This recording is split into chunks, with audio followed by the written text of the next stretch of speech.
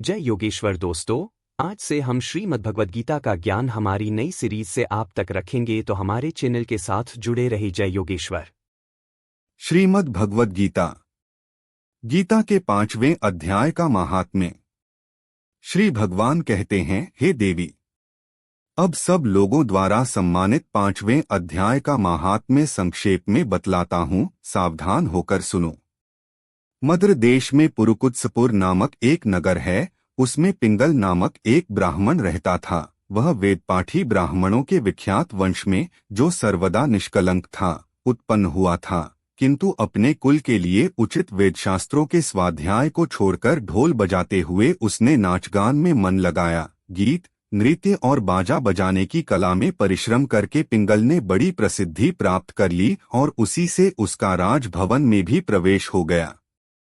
वह राजा के साथ रहने लगा। स्त्रियों के सिवा और कहीं उसका मन नहीं लगता था। धीरे धीरे अभिमान बढ़ जाने से उच्छृंखल होकर वह एकांत में राजा से दूसरों के दोष बतलाने लगा। पिंगल की एक स्त्री थी जिसका नाम था अरुणा। वह नीच कुल में उत्पन्न हुई थी और कामी पुरुषों के साथ विहार करने की इच्छा से सदा उन्हीं की खोज में घूमा करती थी। उसने पति को अपने मार्ग का कंटक समझकर एक दिन आधी रात में घर के भीतर ही उसका सिर काटकर मार डाला और उसकी लाश को जमीन में गाड़ दिया। इस प्रकार प्राणों से वियुक्त होने पर वह यमलोक पहुंचा और भीषण नरकों का उपभोग करके निर्जन वन में गिद्ध हुआ। अरुणा भी भगंदर रोग से अपने सुंदर शरीर को त्याग कर घोर नरक भोगने के पश्चात उसी वन में शुकी हुई। एक दिन वह दाना चुगने की इच्छा से इधर उधर फुदक रही थी। इतने में ही उस गिद्ध ने पूर्वजन्म के वैर का स्मरण करके उसे अपने तीखे नखों से फाड़ डाला। शुकी घायल होकर पानी से भरी हुई मनुष्य की खोपड़ी में गिरी। गिद्ध पुनः उसकी ओर झपटा। इतने में ही जाल फैलाने वाले बहेलियों ने उसे भी बाणों का निशाना बनाया। उसकी पूर्वजन्म की पत्नी शुकी उस खोपड़ी के जल में डूबकर प्राण त्याग चुकी थी। फिर वह क्रूर पक्षी भी उसी में गिरकर डूब गया। यमराज के दूत उन दोनों को यमलोक में ले गए। वहां अपने पूर्वकृत पाप कर्म को याद करके दोनों ही भयभीत हो रहे थे।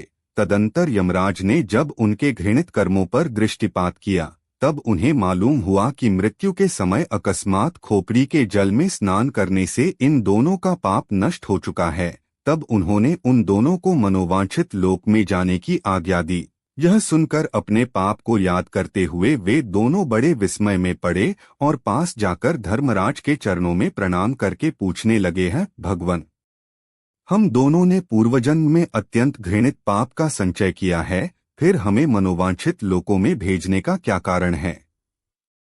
यमराज ने कहा, गंगा के किनारे वट नामक एक उत्तम ब्रह्मज्ञानी रहते थे। वे एकांतवासी, ममता रहित, शांत, विरक्त और किसी से भी द्वेष न रखने वाले थे। प्रतिदिन गीता के 5वें अध्याय का जप करना उनका सदा नियम था। 5वें अध्याय को श्रवण कर लेने पर महापापी पुरुष भी सनातन ब्रह्मा का ज्ञान प्राप्त कर लेता है। उसी पुण्य के प्रभाव से शुद्ध चित्त होकर उन्होंने अपने शरीर का परित्याग किया था। गीता के पाठ से जिनका शरीर निर्मल हो गया था, जो आत्मज्ञान प्राप्त कर चुके थे, उन्हीं महात्मा की खोपड़ी का जल पाकर तुम दोनों पवित्र हो गए। आथ अब तुम दोनों मनोवांछित लोकों को जाओ, क्योंकि गीता के 5वें अध्याय के महात्म्य से तुम दोनों शुद्ध हो गए हो। श्री भगवान कहते हैं, सबके प्रति समान भाव रखने वाले धर्मराज के द्वारा इस प्रकार समझाए जाने पर दोनों बहुत प्रसन्न हुए और विमान पर बैठकर वैकुंठ धाम को चले गए। हरि तत्सत। जय योगेश्वर।